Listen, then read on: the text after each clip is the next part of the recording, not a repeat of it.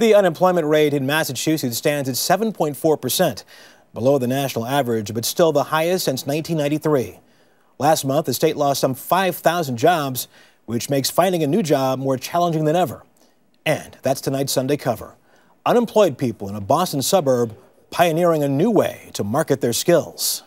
Because there's so many people. Every time you respond to an ad out there, you're going to probably have at least hundreds of people, and I heard yesterday thousands of people applying for the same job.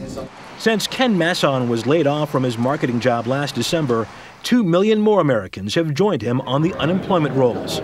For Masson, it's been a grim 3 months. I remember sitting at the computer, sending out resume after resume to jobs that I was seeing there, hearing absolutely nothing. Masson realized he needed to find something to distract him while waiting for an employer to call.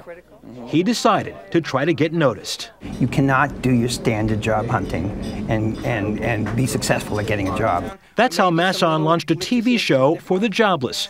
When he advertised for assistance, at least a dozen people responded. They met in a local cafe and began organizing what they dubbed Off TV. Nobody had any experience whatsoever in TV, which was the cool thing. No one, that is, except Ajita Pereira, who before immigrating to America 7 years ago, was a TV anchor in her native Sri Lanka.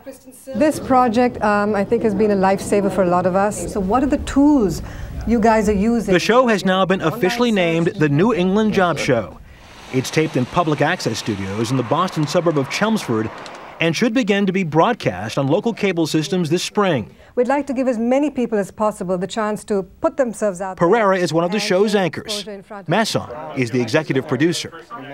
We hope that this TV show will really serve a purpose of giving people hope and actually giving them a break.